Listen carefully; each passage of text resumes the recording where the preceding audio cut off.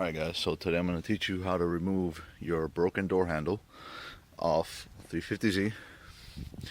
If you can notice, I have my brand new door handle here. Let this focus over here. And I have, here's the broken piece that I took off from the previous door handle. And I just removed the hinge, that way I keep the door handle installed, but I don't have this piece actually in there, so it doesn't rattle around in there and nobody can open my door. So if you notice, my door handle works but nothing happens. It's just because once you remove this, there's a hole here and anybody could jimmy your car open really easily. So the way you remove the door handle is you need a 10mm socket, just right here,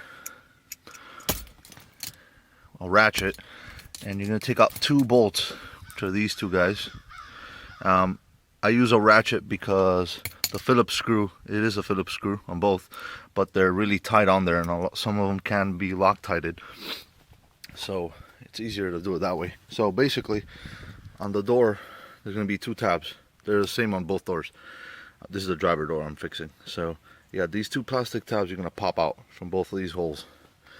And you're going to need, I use a piece of a toilet paper roll, but you're going to need to cut this because, and I'll show you why. If you notice the hole in there, it's in on both of them, especially the bottom one. The bottom was really far in. So what happens is if you remove the screw will fall down the door and you're going to be here for 5 hours trying to fix something that should fix in 10 minutes.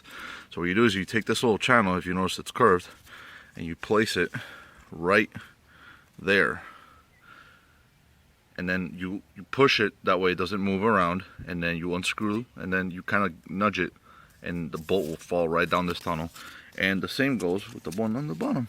You just have to make sure the bottom one's a little bit more tricky because you have the locking mechanism in place, but right now I have the screws removed, but you see it falls, sorry about that, you see it falls right there, and it's, you just pop it up like that and they'll come out. And same thing on the way in, but I'll teach you that later. So now, once you get that, is you gently, in my case, my door handle's already removed mostly, so you pop this open and voila. In yours, if you haven't removed that little metal piece I showed you at the beginning, see that you're gonna have to remove it by hand, which is kind of a bitch, but see, that's where it broke off, because all this thing is like this weird metal plastic concoction, and it's honestly a piece of shit. So there you go. So that's the inside mechanism, which I'll show you now how it works.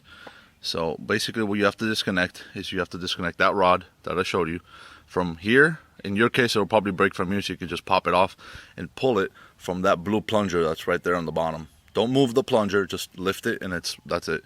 And on the bottom one, you have that little arm, which I'm going to remove. Well, you actually don't have to remove the arm, but it's helpful because it sits, you need to remove this piece right here.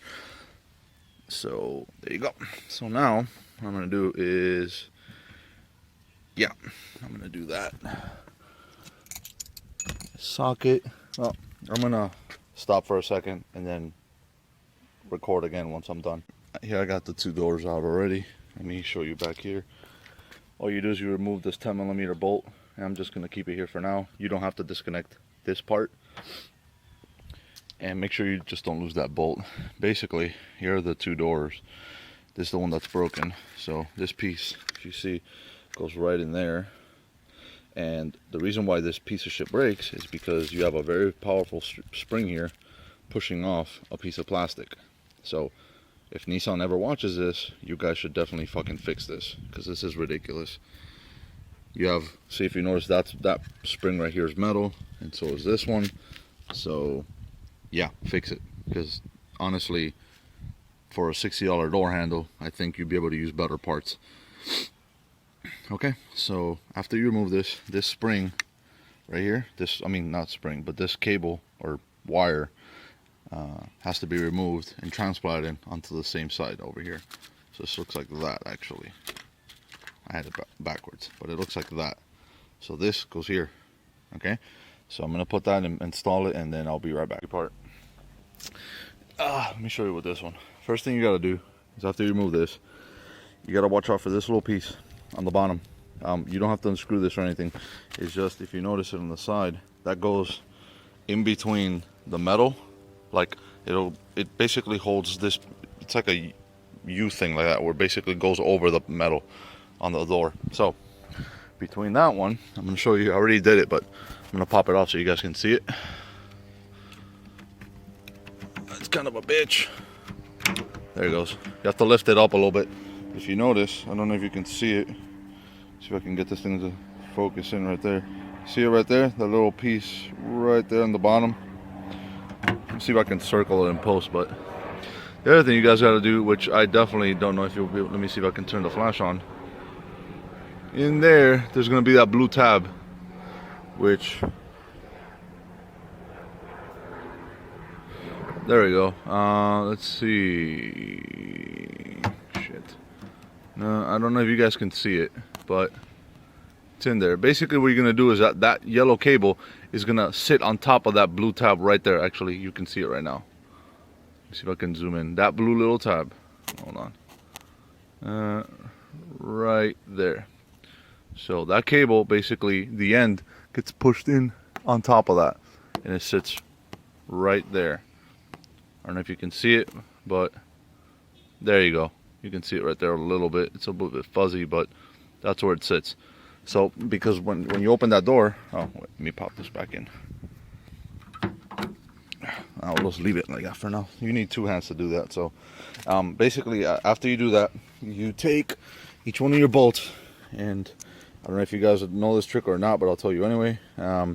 You put a piece of twig or paper towel. I put a paper towel, like very tiny piece, in between the socket and the bolt, and it holds it in place where you can push it in. You don't have to worry about this thing falling, unless you have magnetic sockets, which I do, but this one isn't particularly. So I grabbed the first socket I could find. I didn't check to see if it was magnetic or not.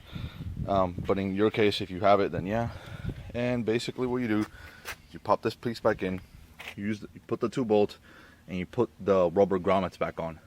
After you do that, keep the window down. Remember that, because you don't want to get locked out of your car. Close the door, open it with the door, and see if it works. So I'm going to put that together and then show you afterwards. I'm going to show you another thing that I found out. Okay, here we go. So, if by any chance this is not perfectly aligned, the door handle, when you put the bolt in on the inside, there's a little metal plate right there. That black plate won't be perfectly aligned. So usually the causes of that, or in my case, what the cause was that little tab I showed you on that sits on the bottom of the door handle here was not properly inserted. It was halfway out, and in that case, the piece over here, that's another ding I have to fix. But that little piece right there did not go all the way in, so I had to remove the door handle and pop it back in. That way it sits perfectly flush. And then once that happens, you put the 2 bolts in. I'll show you now without putting the plastic rivets in. But you close the door, make sure it's unlocked inside, and you brand new door handle, and you're done. And then lock it, make sure it doesn't open, unlock it, opens up. Alright, so there you go. Hope this helps.